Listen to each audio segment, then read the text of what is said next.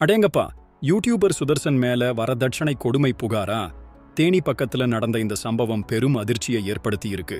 Technology பத்தி video போட்டு லட்சக்கணக்கான ஃபாலோவர்ஸ் வச்சிருக்கிற நம்ம டெக் சூப்பர் ஸ்டார் சுதர்சன் இப்ப பெரிய சிக்கல்ல மாட்டியிருக்காரு. ஒரு டாக்டரை காதலிச்சு கல்யாணம் பண்ண அவருக்கு எதிரா அவரோட மனைவி விமலாதேவி வரதட்சணை கேட்டு கொடுமைப்படுத்தியதா புகார் கொடுத்திருக்காங்க.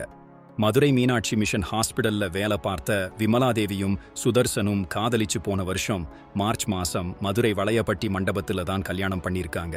கல்யாணத்துல 30 பவுன் நகை, 5 லட்சம் ரூபாய் பணம், 2 லட்சம் மதிப்புள்ள சீர்வரிசைன்னு விமலாதேவி பெற்றோர் கொடுத்திருக்காங்க. சுதர்சன் வீடு கட்டும்போது அந்த 30 பவுன் நகையையும் வாங்கினாராம். புது வீட்டுக்கு போனதுக்கு அப்புறம் வீட்டு கடனை அடைக்க முடியலன்னு சொல்லிட்டு டாக்டருக்கு படிச்சு என்னத்தை சம்பாதிச்சு கொடுக்குற, இன்னும் 20 பவுன் நகை கொண்டு வந்தாதான் வீட்ல வச்சிருப்போம் சுதர்சனின் அப்பா அம்மா மிரட்டி இருக்காங்க.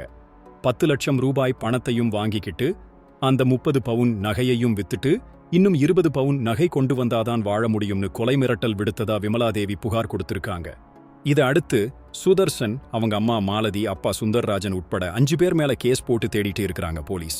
திருப்பூர் ரிதன்யா தற்கொலை சம்பவம் ஏற்படுத்தின அதிர்ச்சி அடங்குறதுக்குள்ள இந்த மாதிரி ஒரு பிரபலத்தின் மேல புகார் வந்திருக்கிறது. வரதட்சணை கொடுமை இன்னமும் நம்ம சமூகத்துல எவ்வளவு ஆழமா இருக்குங்கிறத காட்டுது. இந்த மாதிரி சம்பவங்கள் இனிமேல் நடக்காம இருக்க என்ன பண்ணலாம்னு நீங்க நினைக்கிறீங்க? உங்க கருத்துக்களை கமெண்ட்ல சொல்லுங்க.